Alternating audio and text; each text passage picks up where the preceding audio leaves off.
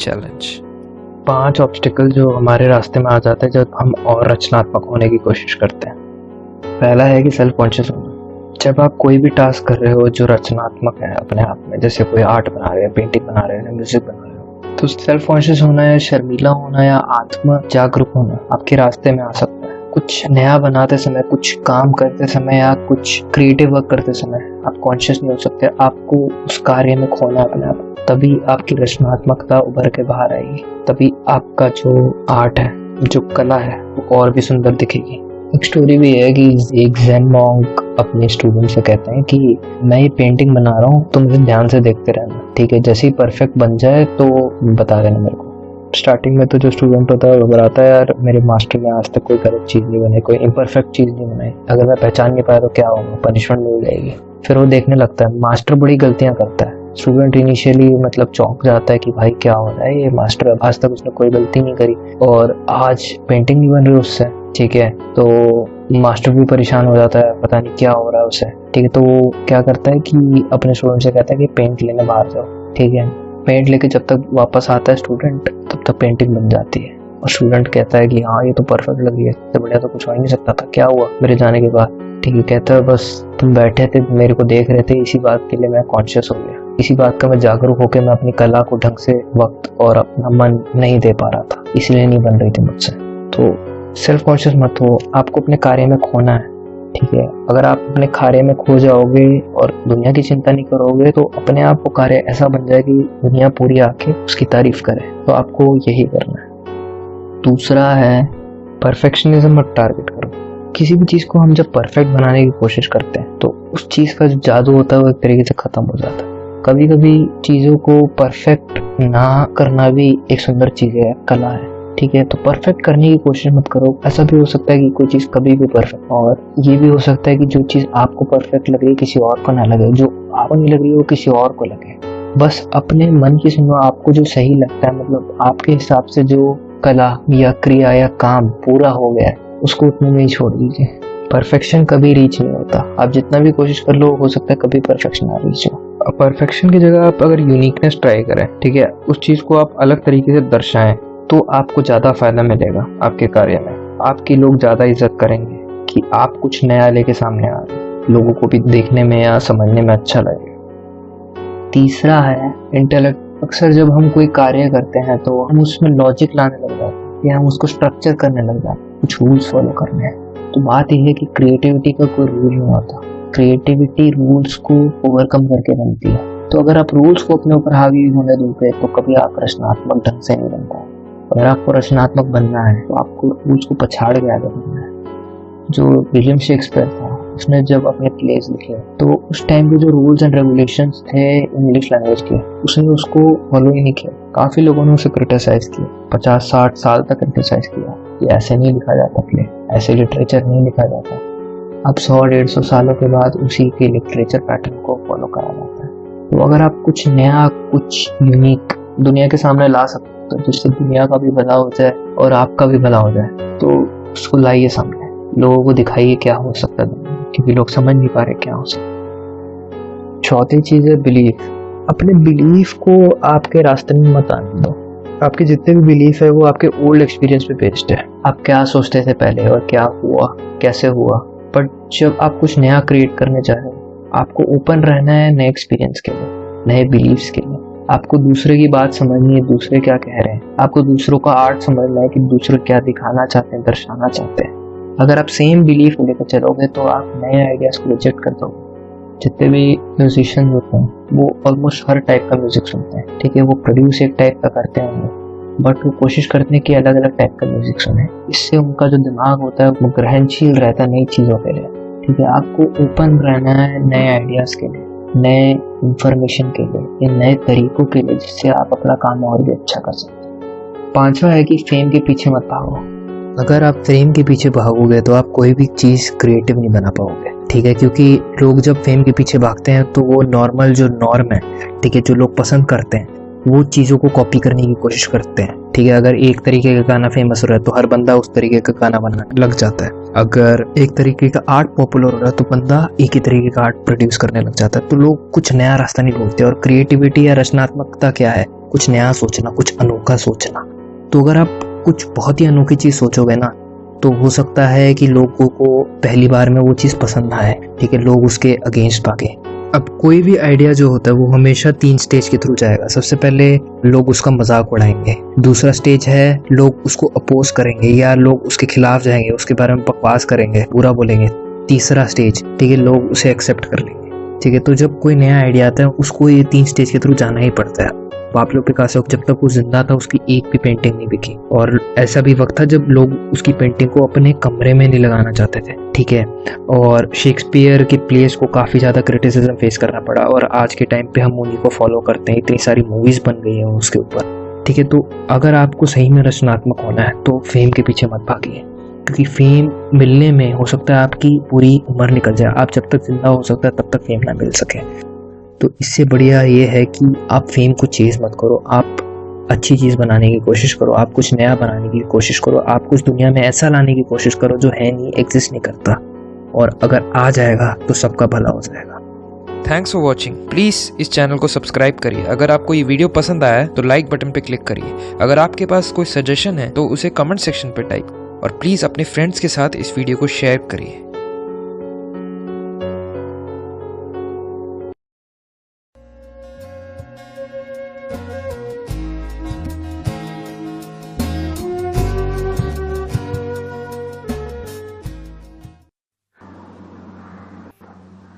परमात्मा की झलक किसको मिलती है? परमात्मा की झलक उसको मिलती है जो सृष्टि में खोजने नहीं जाता, बल्कि सृजन की प्रक्रिया में मौजूद होता है। इसलिए बहुत मजे की बात है कि कभी किसी कवि को झलक मिल जाती है उसकी, वैज्ञानिक को नहीं मिल पाती। कभी किसी मूर्तिकार को भी उसकी झलक मिल जाती, कभी किसी नृत्यकार को भी उसकी झलक मिल जाती। ध्यानी को सदा उसकी झलक मिलती रही है। ये सारे के सारे लोग सृजन की प्रक्रिया में मौजूद होते हैं। इसे हम ऐसा समझें, रविन्द्रनाथ को जब भी कोई गीत जन्मता तो वो खाना पीना बंद कर देते थे, बंद हो जाता था।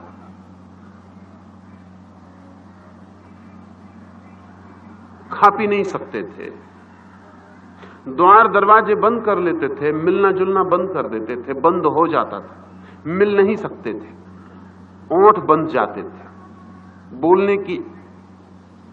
बोलने की असमर्थता हो जाती थी। द्वार दरवाजे बंद करके भूखे सो नहीं सकते थे। जब भी कोई गीत उनमें जन्म लेता था तो जब तक वो पूरा जन्म ना ले ले तब तक वो और कुछ भी नहीं कर सकते थे। मनाही थी कि जब रविन्द्रनाथ अपने कमरे में बंद होकर कुछ लिखते हो तो कोई आसपास ना आए। कभी ऐसा भी हो जाता था, क्योंकि सृजन के क्षणों के लिए कोई प्रेडिक्शन, कोई भविष्यवाणी नहीं हो सकती। रविन्द्रनाथ बैठे हैं, मित्र पास बैठे हैं या शिष्य पास बैठे हैं, और अचानक उनकी आंखें बंद हो गई और गीत का जन्म शुरू हो गया। तो लोगों को खबर थी कि चुपचाप हट जाना है, वहां फिर जरा भी बाधा नहीं डालनी, इतना भी नहीं कहना है कि अब मैं जाऊं, क्योंकि इतना भी उस भीतर हो रही रचना की प्रक्रिया में बाधा बन जाएगी। गुरदयाल मलिक ने लिखा है कि मैं नया नया गया था,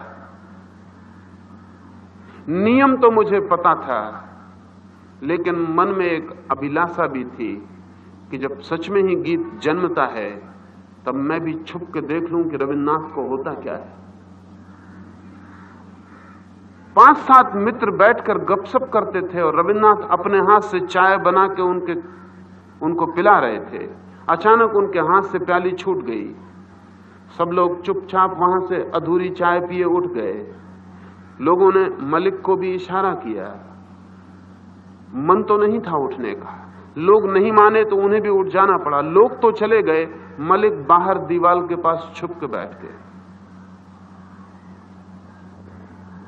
रविन्द्रनाथ की आंखों से आंसू बहने लगे और उनके शरीर में एक पुलकन और एक सहरन का दौर शुरू हो गया, जैसे रोआ रोआ किसी अज्ञात ऊर्जा से भर गया हो, और जैसे रोए रोए में कोई सूक्ष्म स्पंदन प्रवेश कर रहे हो।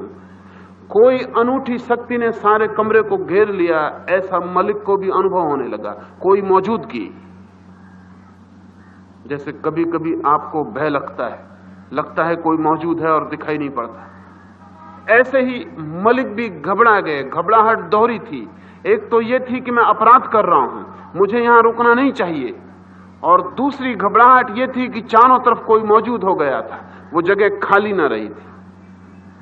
घड़ी दो घड़ी फिर मलिक के पैर बंध गए। अब वो भागना भी चाहते हैं, वहां से हट भी जाना चाहते हैं, लेकिन अब हट भी नहीं सकते। किसी चीज ने जैसे कि जमीन से कशिश बांध ली। आंखें झपकाना चाहते हैं, झपकती नहीं।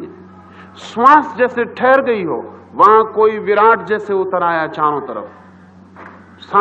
सारा स्थान किसी की उपस्थिति से भर गया।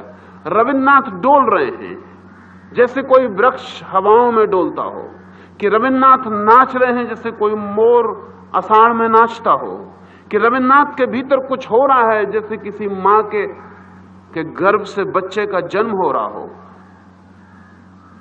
रात गहरी होने लगी और रविन्द्रनाथ वैसी ही अवस्था में। फिर वे स्वस्थ हुए, वापस हुए, और जैसे ही वे स्वस्थ और वापस हुए, मलिक के पैर जमीन से जैसे छूट गए, वो भागे।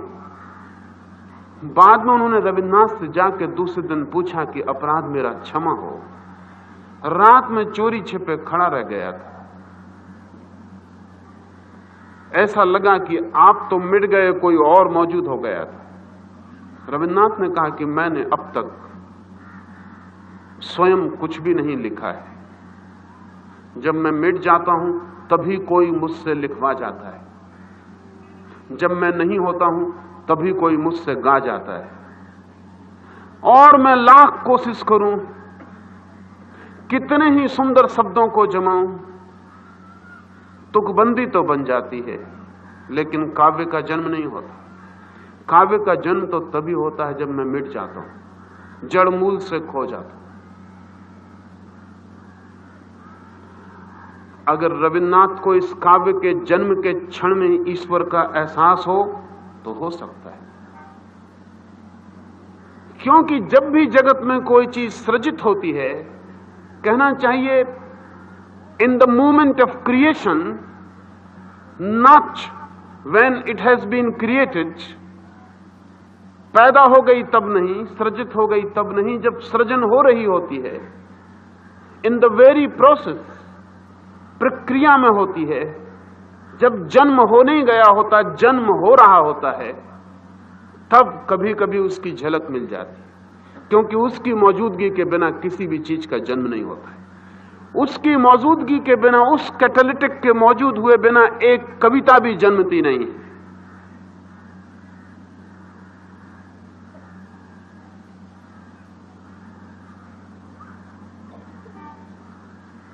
कभी कभी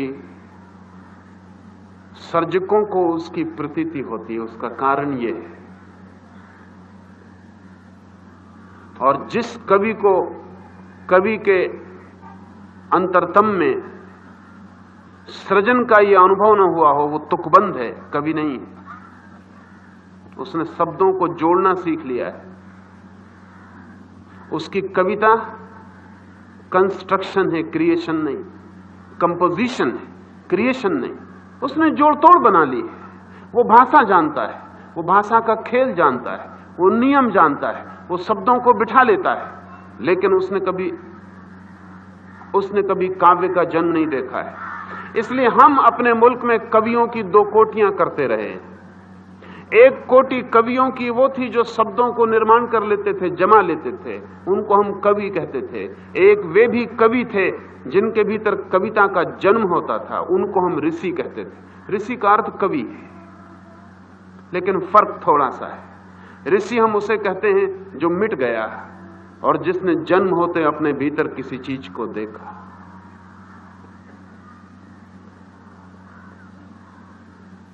कभी सृजन के किसी क्षण में उसकी झलक मिल सकती है, क्योंकि हर सृजन में वो मौजूद होता है।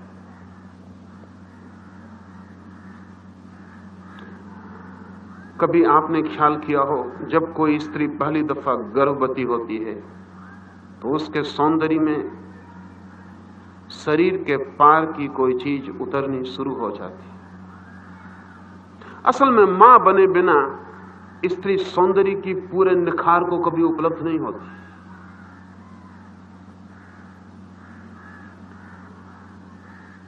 जब उसके भीतर को जन्म रहा होता है, कोई सृजन हो रहा होता है, तब उसके आसपास परमात्मा की छवि और मौजूदगी अनिवार्य है। तो अगर स्त्रियां इस सत्य को जान लें कि जब उनके भीतर कुछ निर्मित हो रहा है तब वे परमात्मा के अति निकट होती हैं, अगर वे क्षण उनके ध्यानपूर्ण हो जाएं, तो एक स्त्री को अलग से साधना करने की कोई भी जरूरत नहीं। उसका मां होना ही उसकी साधना हो जा सकती है। पुरुष इस लिहाज से वंचित है, स्त्री इस लिहाज से बहुत गरिमा युक्त है, क्योंकि पुरुष के भीतर कुछ भी निर्माण नहीं होता, सृजन नहीं होता। स्त्री के भीतर कुछ सृजन होता है। स्त्री के भीतर सृजन की प्रक्रिया गुजरती और छोटा मोटा सृजन नहीं होता। एक फूल जब खिलता है पौधे पर तो सारा पौधा सुंदर हो जाता है। क्यों? क्योंकि फूल का सृजन हुआ। लेकिन जब जीवन का श्रेष्ठतम फूल मनुष्य किसी स्त्री के भीतर निर्मित होता है तो स्वभावतः उसका सारा व्यक्तित्व एक अनोखे सौंदर्य से भर जाता है। उस क्षण परमात्मा बहुत निकट है।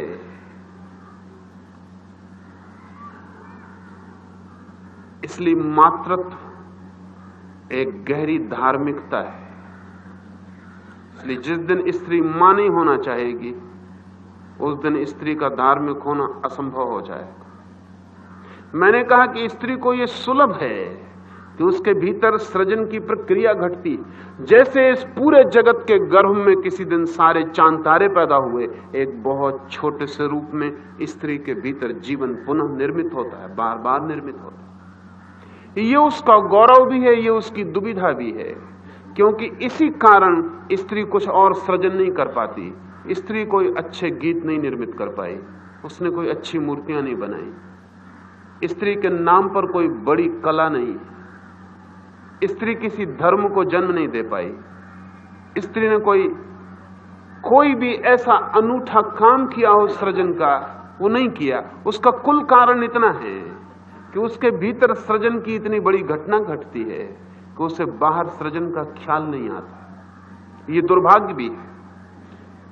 अगर भीतर की सृजन की घटना में ईश्वर का अनुभव ना हो पाए और बाहर सृजन की क्षमता टूट जाए तो ये दुर्भाग्य भी है। पुरुष ने बहुत कुछ सृजन किया है। मनस्विद कहते हैं पुरुष कमी अनुभव करता है भीतर, इसलिए बाहर से पूर्ति करता है सृजन करके। इसलिए जब एक माइकलएंजेलो एक चित्र निर्मित कर लेता है, जब एक मोजार्ट एक गीत की तरंग, एक संगीत की लय तय कर लेता है, या तानसेन जब एक राग को जन्म दे देता है,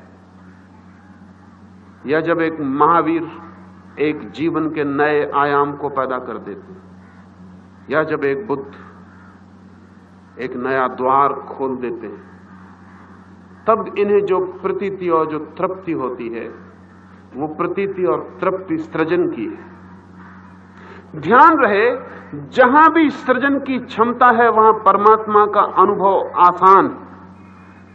इसलिए नॉन क्रिएटिव, असृजनात्मक लोग परमात्मा को कभी अनुभव नहीं कर पाते। लेकिन बड़ी हैरानी की बात है, अनेक लोग हैं जो परमात्मा की खोज में जाते हैं और बिल्कुल गैर सृजनात्मक हो जाते हैं। हमारे मुल्क में तो बहुत लोग हैं। हमारे मुल्क में तो कुछ ऐसा है कि जो व्यक्ति परमात्मा की खोज में जाता है उसका सृजन से कोई संबंध ही नहीं रह जाता। और ध्यान रहे, सृजन निकटतम है जहां से उसकी प्रतीति हो सकती है। इसलिए अगर एक साधु सृजन छोड़कर और मुर्दे की भांति जीने लगता है, उसे परमात्मा का अनुभव नहीं हो पाएगा, कठिन हो जाएगा।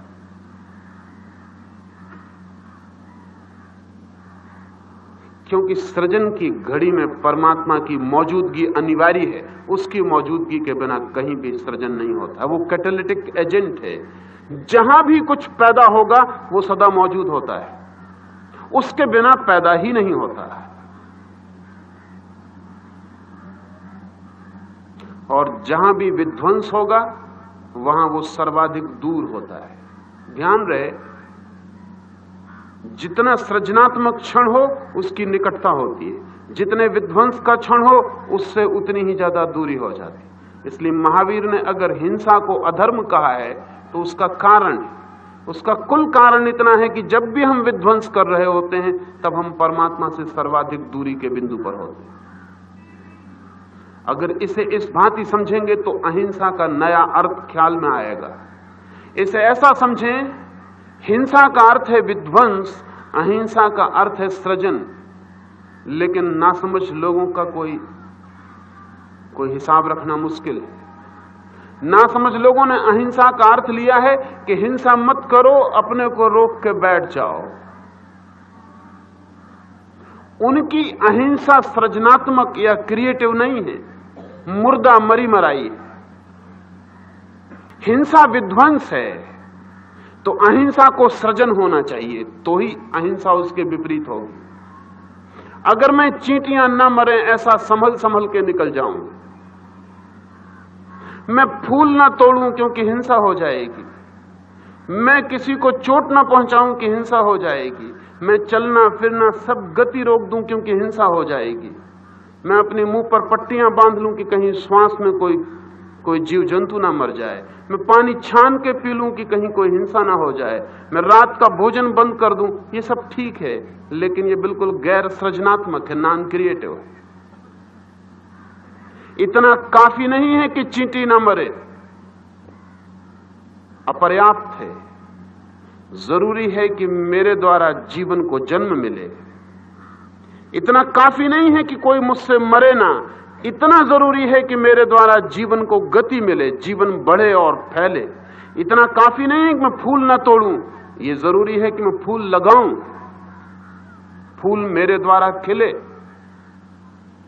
जब तक अहिंसा सृजनात्मक ना हो तब तक नपुंसक होती है।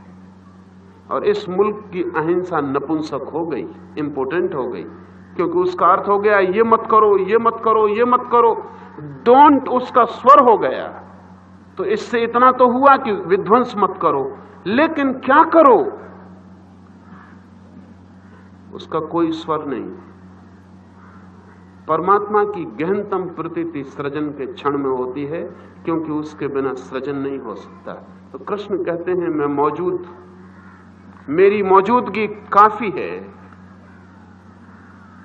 हे अर्जुन, मेरी उपस्थिति मात्र से प्रकृति सर्व जगत को रच लेती है, और इस ऊपर कहे गए कारण से ही जगत बनता और बिखरता रहता है। मैं कुछ करता नहीं हूं, मुझे कुछ करना नहीं पड़ता है, मुझे हिलना भी नहीं पड़ता है, मुझे वासना भी नहीं करनी पड़ती है, मुझे इच्छा भी नहीं करनी पड़ती है, बस मेरा होना ही सृजन है। तो अगर हम इसे ऐसा कहें तो बहुत आसान हो जाएगा। हम सदा कहते रहें गॉड इज द क्रिएटर, ईश्वर सृष्टा है। बेहतर हो हम कहें गॉड इज द क्रिएटिविटी, ईश्वर सृजन की प्रक्रिया है, ईश्वर सृजनात्मकता है। व्यक्ति कम, प्रक्रिया ज्यादा, व्यक्ति कम, प्रवाह ज्यादा, क्योंकि व्यक्ति तो रुका हुआ हो जाता है, प्रवाह सतत गतिमान है। और व्यक्ति की तो सीमा हो जाती है, प्रवाह की कोई सीमा नहीं। तो परमात्मा एक सृजन का प्रवाह है, और जहां उसकी मौजूदगी है वहीं अनंत अनंत रूपों में सृजन प्रकट होने लगता है। जीवन का खेल उसकी मौजूदगी का आनंद है। उसके मौजूद होते ही जीवन उत्सव से भर जाता है, उसके मौजूद होते ही राग रंग उसके मौजूद होते ही फूल खिल उठते हैं और गीत का जन्म हो जाता है। जहां भी कुछ जन्म रहा हो वहां मौन होकर बैठ जाना। परमात्मा निकट एक कली फूल बन रही हो तो भागे हुए मंदिर मत चले जाना। मगर पागलों का जगत है। फूल जन्म रहा है, वहां वे खड़े भी ना होंगे, बल्कि उस कली को तोड़कर भागेंगे मंदिर की तरफ परमात्मा को चढ़ा देने के लिए।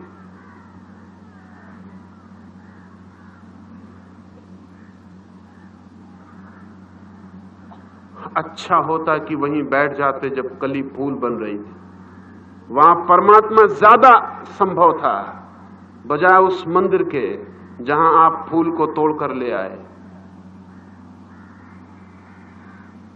पता ही नहीं, जहां भी कोई चीज पैदा हो रही हो, सुबह का सूरज जन्म ले रहा हो या रात का आखिरी तारा डूब रहा हो, सुबह आ रही हो, भोर पैदा हो रही हो या सांझ का पहला तारा उग रहा हो, वहां रुक जाना। पवित्र मंदिर बहुत करीब है, वहीं है, वहां ठहर जाना, वहां शांत उस सृजन के साथ एक हो जाना, तो उसकी उपस्थिति अनुभव में आनी शुरू हो जाएगी। इसलिए ये हमारी सदी परमात्मा से दूर हो गई मालूम पड़ती है। उसका कारण यह है कि हम आदमी की बनाई हुई चीजों से इस बुरी तरह घिर गए हैं कि सृजन का कोई सवाल ही नहीं। क्योंकि आदमी की बनाई हुई चीजों में ग्रोथ तो होती नहीं। आप एक मकान बनाते हैं, वो बढ़ता तो है नहीं। आप एक कार ले लेते हैं, वो बड़ी और बढ़ती तो है नहीं। आदमी की बनाई हुई कोई भी चीज में ग्रोथ तो होती नहीं, विकास तो होता नहीं, जन्म तो होता नहीं। आदमी की तो सब बनाई हुई चीजें मुर्दा हैं, उनमें जीवन की कोई धारा तो है नहीं। तो बड़े मकान हैं सीमेंट कंक्रीट के, वो आकाश को छू रहे हैं। उनके पास आदमी कितनी ही देर खड़ा रहे, परमात्मा की प्रतीति नहीं हो पाएगी, क्योंकि वहां कुछ भी तो जन्म नहीं हो रहा। सीमेंट कंक्रीट जैसे मृत्यु का साकार रूप, जैसे मुर्दा होने का इससे ज्यादा और कोई अच्छा ढंग नहीं हो सकता। आदमी जितना आदमी की चीजों से घिर जाता है, उतना ही उसे जन्म के क्षण में खड़ा होना मुश्किल हो जाता है, उतना ही वो सृजन के करीब नहीं रह जाता। अभी लंदन में सर्वे हुआ तो 10 लाख बच्चों ने कहा कि उन्होंने खेत नहीं देखा है। 5 लाख बच्चों ने कहा कि उन्होंने गाय नहीं देखी। अगर ये बच्चे बड़े होकर पूछें कि परमात्मा कहां है, तो कोई कठिनाई है। जिन्होंने गाय नहीं देखी, जिन्होंने खेत नहीं देखा, अगर ये कल कहें कि परमात्मा कहां है, तो इनके प्रश्न में कोई आपको बुराई मालूम पड़ती? इनका प्रश्न बिल्कुल स्वाभाविक है, क्योंकि जीवन को इन्होंने कहीं भी बढ़ते हुए नहीं देखा। चीजों की दुनिया देखी है, सृजन की दुनिया नहीं देखी। तो फिर स्वाभाविक, अगर ये कविता भी लिखेंगे तो उसमें रेल का इंजन आएगा, आकाश के तारे नहीं आएंगे। एक कविता लिखेंगे तो उसमें भी मिल की चिमनियां आएंगी, खिलते हुए फूल नहीं आएंगे।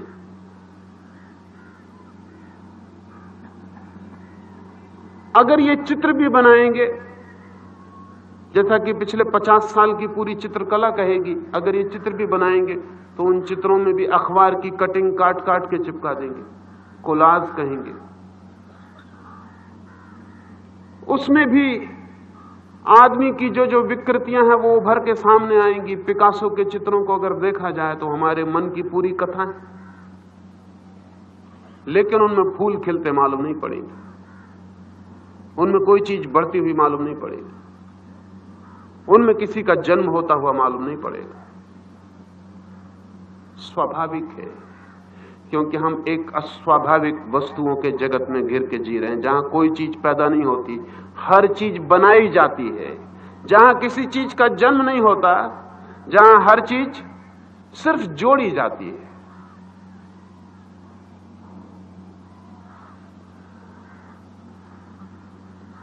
आदमी को प्रभु को खोजना हो तो सृजन के निकट ही उसे खोज सकता है।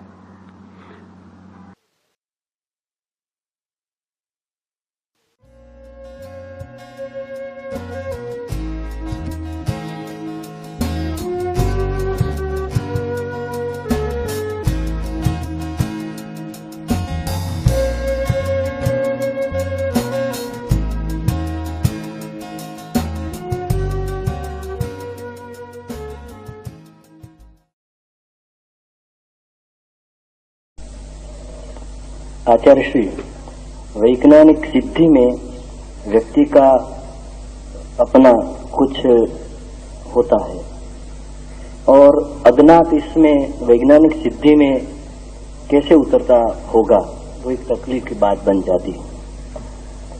ऐसा साधारण लगता है कि वैज्ञानिक खोज में व्यक्ति की अपनी इच्छा काम करती है। ऐसा बहुत ऊपर से देखने पर लगता है, बहुत भीतर से देखने पर ऐसा नहीं लगेगा। अगर जगत के बड़े से बड़े वैज्ञानिकों को हम देखें तो हम बहुत हैरान हो जाएंगे कि जगत के सभी बड़े वैज्ञानिकों के अनुभव बहुत और हैं। कॉलेज यूनिवर्सिटीज में विज्ञान की जो धारणा पैदा होती है वैसा अनुभव उनका नहीं है। मैडम क्यूरी ने लिखा है कि मुझे एक सवाल दिनों से पीड़ित किए हुए, उसे हल करती हूं और हल नहीं होता है। थक गई हूं, परेशान हो गई हूं, आखिर हल करने की बात छोड़ दी और एक रात 2 बजे वैसे ही कागजात टेबल पर छोड़कर अधूरे सो गई हूं और सोच लिया कि अब इस सवाल को छोड़ ही देना। थक गया व्यक्ति, लेकिन सुबह उठ के देखा है कि आधा सवाल जहां छोड़ा था वो सुबह पूरा हो गया। कमरे में तो कोई आया नहीं, द्वार बंद थे और कमरे में भी कोई आके उसको हल कर सकता था जिसको मैडम क्यूरी हल नहीं कर सकती थी, इसकी भी संभावना नहीं। नोबेल प्राइज विनर थी वो महिला। घर में नौकर चाकर ही थे, उनसे तो कोई आशा नहीं है। वो तो और बड़ा मिरेकल होगा कि घर में नौकर चाकर आके हल कर दें, लेकिन हल तो हो गया और आधा ही छोड़ा था और आधा पूरा है। तब बड़ी मुश्किल में पड़ गई। सब द्वार दरवाजे देखे, कोई परमात्मा उतर आए इसकी भी आस्था उसे नहीं हो सकती। कोई परमात्मा ऐसे ऊपर से उतर भी नहीं आया था, लेकिन गौर से देखा तो पाया कि बाकी अक्षर भी उसके ही हैं। तब उसे ख्याल आना शुरू हुआ कि रात वो नींद सपने में उठी, सपने का उसे याद आ गया कि वो सपने में उठी है। उसने सपना देखा कि वो सवाल हल कर रही, वो नींद उठी है रात में और उसने सवाल हल किया है। फिर तो ये उसकी व्यवस्थित विधि हो गई कि जब कोई सवाल हल ना हो तब वो उसे तकिए के नीचे दबा के सो जाए, रात उठ के कर ले।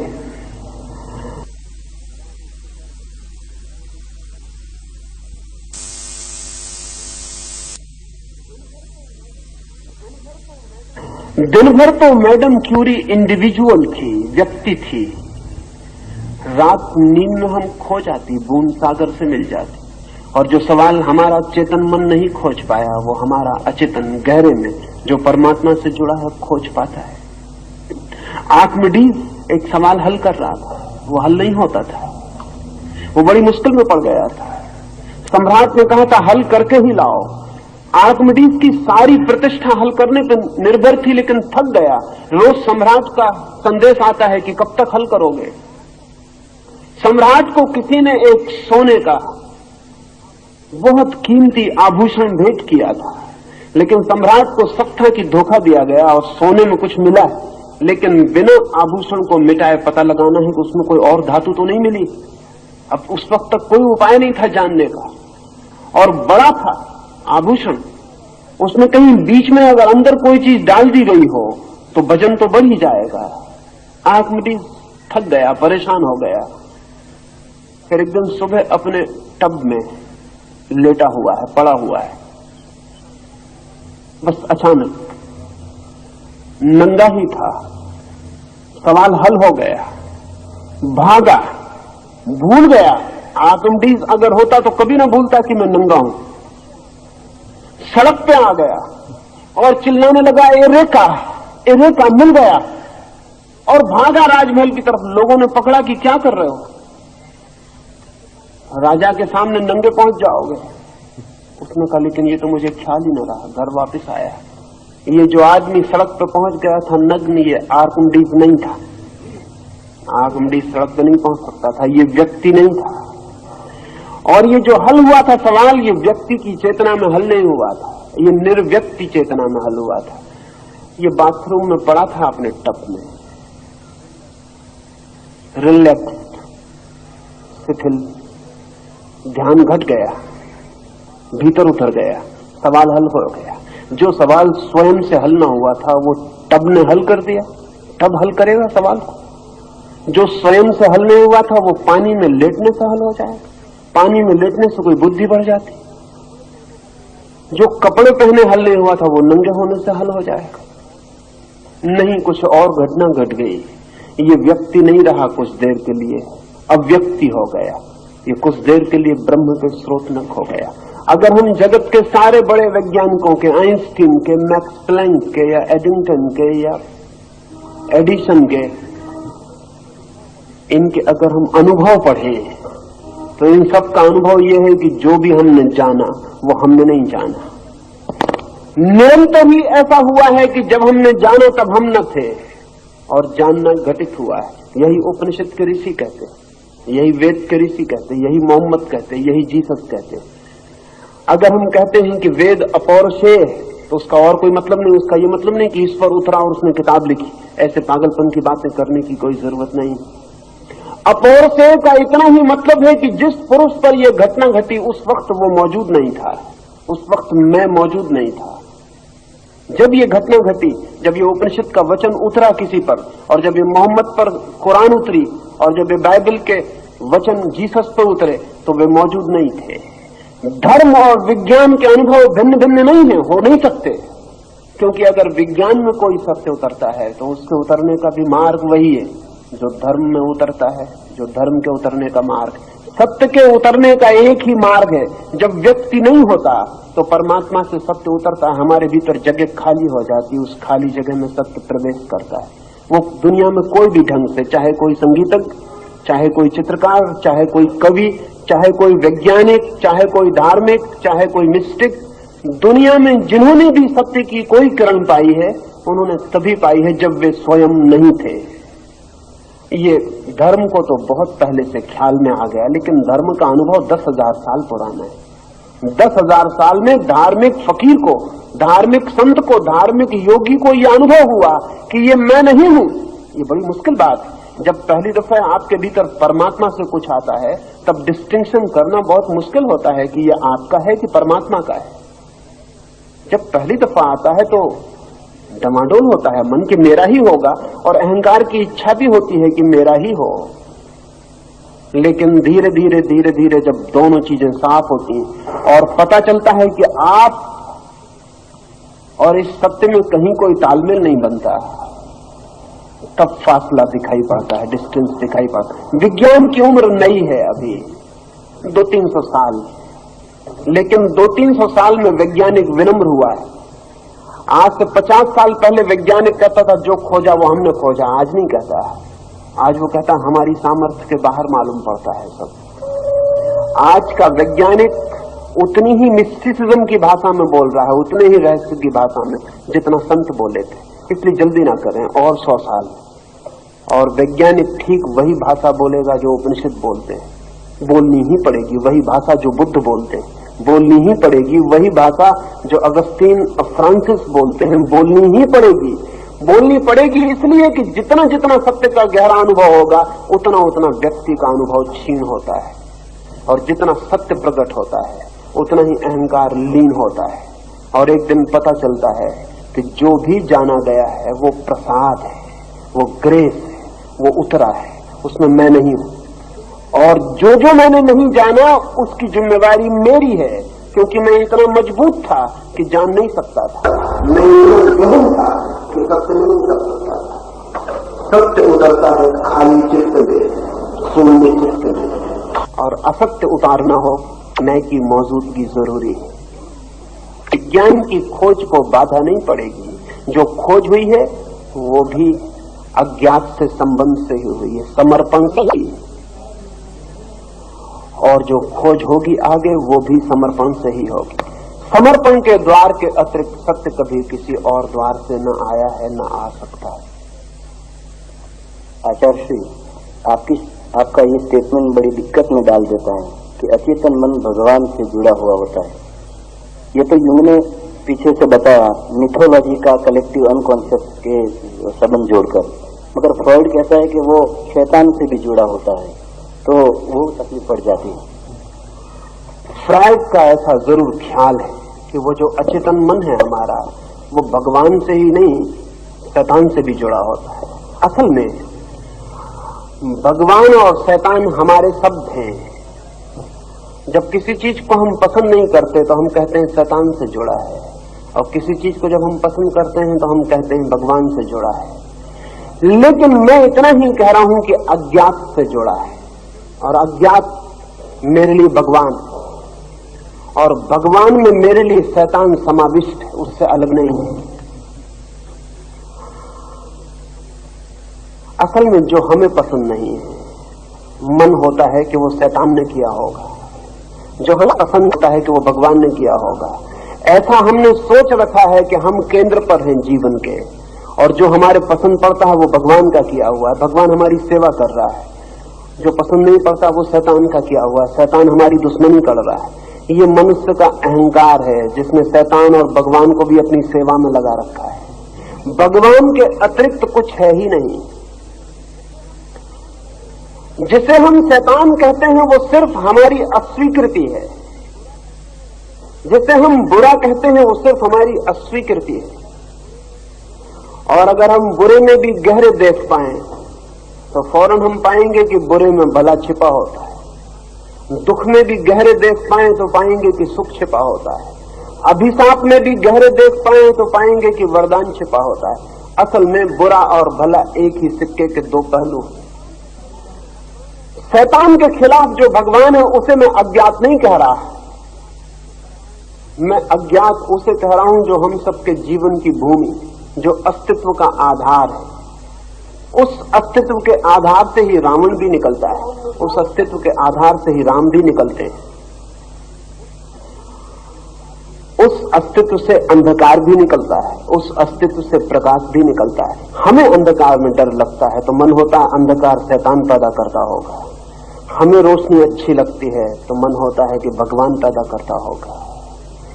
लेकिन अंधकार में कुछ भी बुरा नहीं, रोशनी में कुछ भी भला नहीं।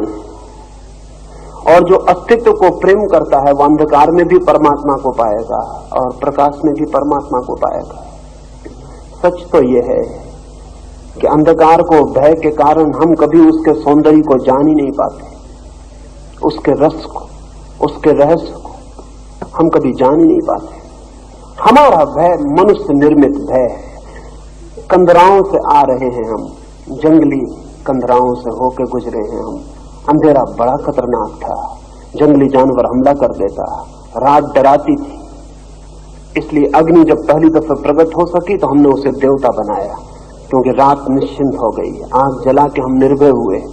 अंधेरा हमारे अनुभव में भय से जुड़ गया है, रोशनी हमारे हृदय में अभय से जुड़ गई है। लेकिन अंधेरे का अपना रहस्य, रोशनी का अपना रहस्य। और इस जीवन में जो भी महत्वपूर्ण घटित होता है वो अंधेरे और रोशनी दोनों के सहयोग से घटित होता है। एक बीज हम गड़ाते हैं अंधेरे में, फूल आता है रोशनी में। बीज हम गड़ाते हैं अंधेरे में जमीन में, जड़ें फैलती हैं अंधेरे में जमीन में, फूल खिलते हैं आकाश में रोशनी में। एक बीज को रोशनी में रख दें फिर फूल कभी ना आएंगे। एक फूल को अंधेरे में गड़ा दें फिर बीज कभी पैदा ना होंगे। एक बच्चा पैदा होता है मां के पेट के गहन अंधकार में जहां रोशनी की एक किरण नहीं पहुंचती, फिर जब बड़ा होता है तो आता है प्रकाश में। अंधेरा और प्रकाश एक ही जीवन शक्ति के लिए आधार है। जीवन में विभाजन, विरोध, पोलरिटी मनुष्य की है। फ्रायड जो कहता है कि शैतान से जुड़ा है, फ्रायड यहूदी चिंतन से जुड़ा था। फ्राइड यहूदी घर में पैदा हुआ था। बचपन से ही शैतान और परमात्मा के विरोध को उसने सुन रखा था। यहूदियों ने दो हिस्से तोड़ रखे, एक शैतान है, एक भगवान है। वो आदमी के ही मन के दो हिस्से। तो फ्राइड को लगा कि जहां जहां से बुरी चीजें उठती हैं अचेतन से, वे बुरी बुरी चीजें शैतान डाल रहा होगा। नहीं, कोई शैतान नहीं है। और अगर शैतान हमें दिखाई पड़ता है तो कहीं ना कहीं हमारी बुनियादी भूल है। धार्मिक व्यक्ति शैतान को देखने में असमर्थ है, परमात्मा ही है। और अचेतन जहां से वैज्ञानिक सत्य को पाता है या धार्मिक सत्य को पाता है, वो परमात्मा का द्वार है। धीरे धीरे हम उसकी गहराई में उतरेंगे तो ख्याल में निश्चित आ सकता है। तस्य संजानयन् हर्षा पुरो वृद्ध पितामहः सिंहनादं विनश्चोद्यै शङ्खं दद्मो प्रतापवान् तथा शङ्खाश्च वीर्याश्च पणवानकगोमुखः सहसैवाभ्यहन्यन्त सशब्दतुमुलोऽभवत्। पराक्रमशाली कुरुवृद्ध भीष्म पितामह ने दुर्योधन को प्रसन्न करते हुए सिंहनाद कर अपना उदात्त शंख बजाया। सेनापति के शंख फूंकने के अनंतर शंख, नगारे, पखवाज, ढोल आदि भांति भांति के बाजे सहसा बजाए गए। वह शब्द वीरों के हृदयों का कंपाने वाला हुआ। ततश्वैतिर्हरैयुक्ते महातिस्यन्दने स्थितौ माधवा पाण्डवश्चैव दिव्यौ शङ्खो प्रदध्मतुः पाञ्चजन्यं ऋषिकेशो देवदत्तं धनञ्जयः पौण्डं दद्मो महाशङ्खं भीमाकर्मा वृकोदरः अनन्त विजयं राजा कुन्तिपुत्रो युधिष्ठिरः नकुलसहदेवाश्च सुघोषमणिपुष्पकौ। तदनंतर सफेद घोड़ों से युक्त विशाल रथ पर बैठे हुए माधव, भगवान श्री कृष्ण और पांडव अर्जुन ने दिव्य शंख बजाए। ऋषिकेश भगवान श्री कृष्ण ने पांचजन्य शंख और धनंजय अर्जुन ने देवदत्त शंख, लोगों को भयदायक कर्म करने वाले भीम ने पौंड्र नामक महाशंख बजाया। कुंती पुत्र राजा युधिष्ठिर ने अनंत विजय नामक का शंख, नकुल और सहदेव ने सुघोष और मणिपुष्पक नाम के शंख बजाए। भीष्म के गगनभेदी शंखनाद की प्रतिशब्द में कृष्ण शंखनाद करते हैं, तो क्या उनका शंख ध्वनि एक्शन के बजाय रिएक्शन प्रत्याघाती कहा जा सकता है? भगवद गीता के प्रथम इस अध्याय में कृष्ण का पांचजन्य शंख या अर्जुन का देवदत्त का बजाना ये उद्घोषणा के बजाय कोई और तात्पर्य रखता है?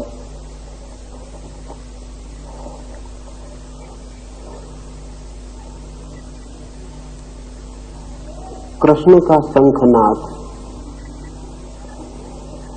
भीष्म के शंखनाद की प्रतिक्रिया, रिएक्शन है, ऐसा पूछा है? नहीं, सिर्फ रिस्पांस है, प्रतिसंवेदन है।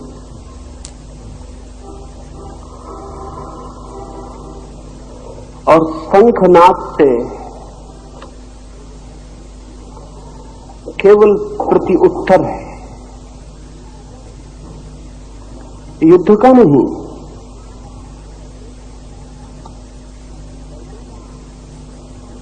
लड़ने का नहीं, शंखनाद से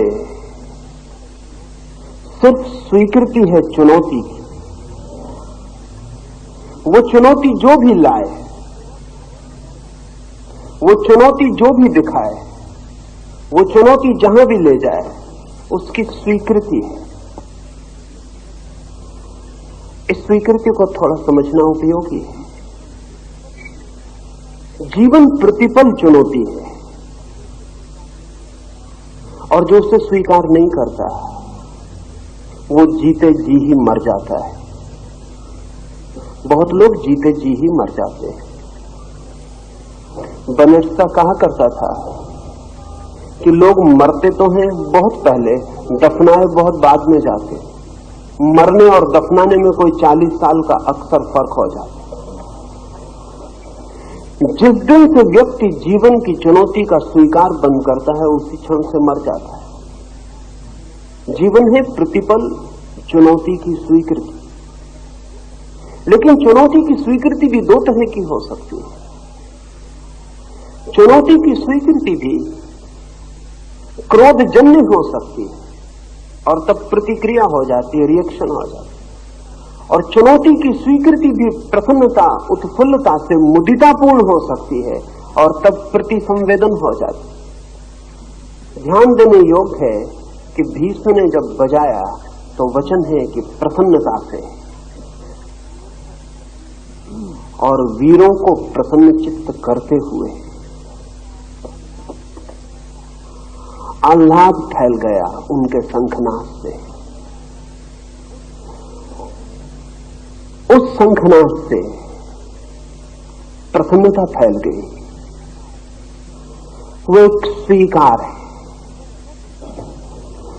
जीवन जो दिखा रहा है, अगर युद्ध भी, तो युद्ध का भी स्वीकार है। जीवन जहां ले जा रहा है, अगर युद्ध में भी, तो उस युद्ध का भी स्वीकार है। निश्चित ही इसे प्रत्युत्तर मिलना चाहिए।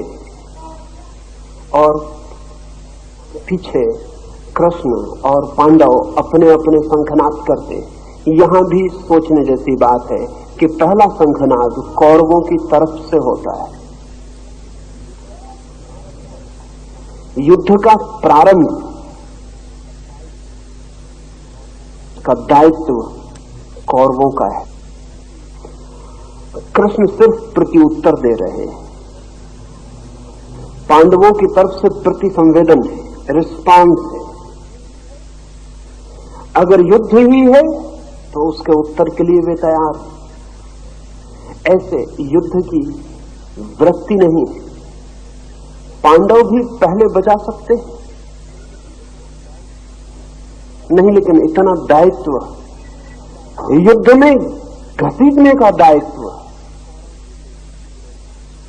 कौरव ही लेंगे। युद्ध का ये प्रारंभ बड़ा प्रतीकात्मक है।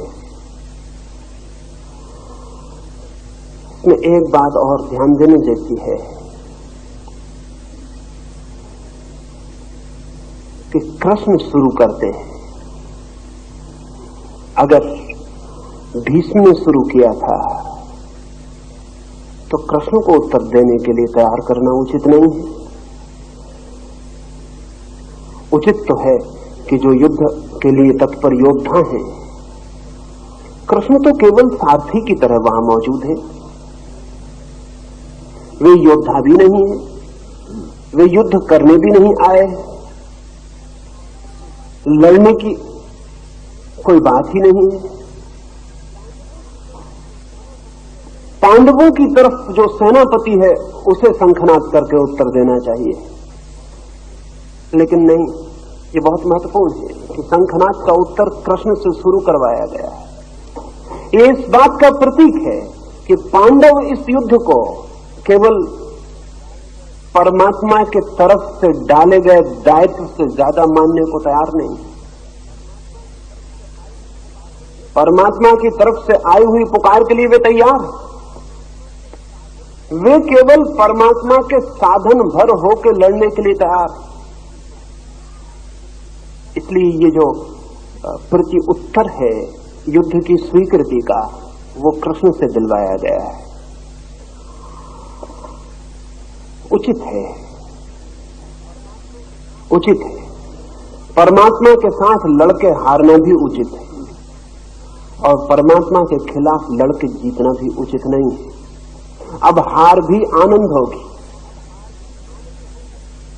अब हार भी आनंद हो सकती है, क्योंकि ये लड़ाई अब कौरवों की अपनी नहीं है, अगर है तो परमात्मा की है। लेकिन ये रिएक्शन नहीं है, ये रिस्पांस है, इसमें कोई क्रोध नहीं है। अगर भीम इसको बजाता तो रिएक्शन हो सकता था, अगर भीम इसका उत्तर देता तो वो क्रोध नहीं दिया गया होता। अगर कृष्ण की तरफ से ये उत्तर आया है तो ये बड़ी आनंद की स्वीकृति है कि ठीक है, अगर जीवन वहां ले आया है जहां युद्ध ही फलित हो, तो हम परमात्मा के हाथों में अपने को छोड़ते हैं।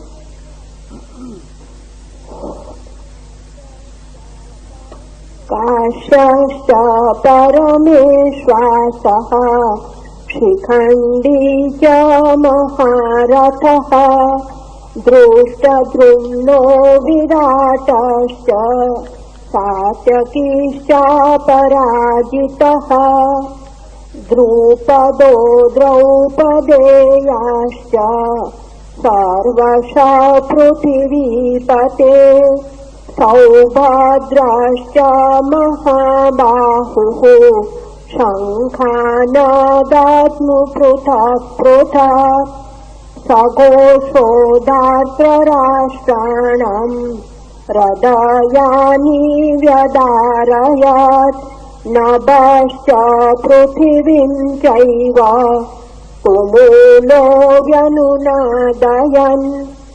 महदनुदानी काशीपति, महारथी शिखंडी, दृष्टद्युम्न, विराट, अपराजित सलग का पुत्र सात्यकी, हे पृथ्वीपते, द्रुपद, द्रौपदी के पुत्र, महाबाहु सुभद्रा पुत्र अभिमन्यु, उक्त सभी योद्धाओं ने अलग अलग शंख बजाए।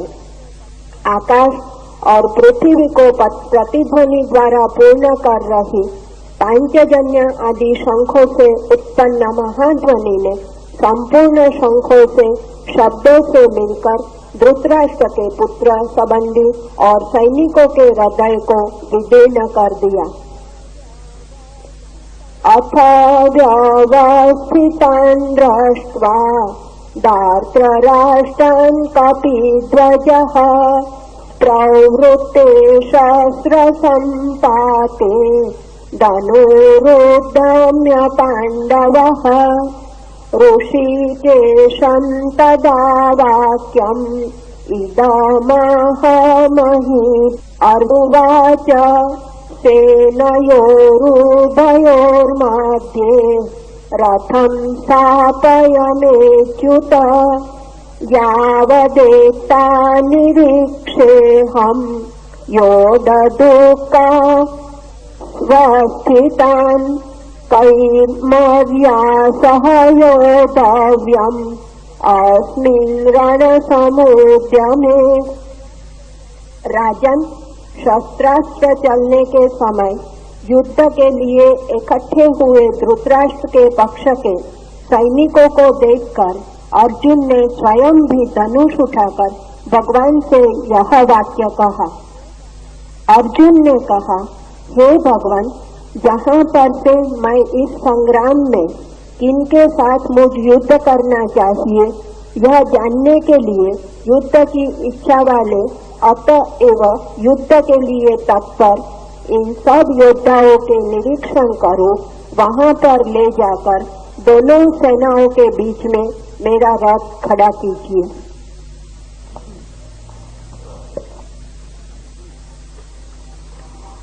अर्जुन किनके साथ युद्ध करना है उन्हें देखने की कृष्ण से प्रार्थना करता है।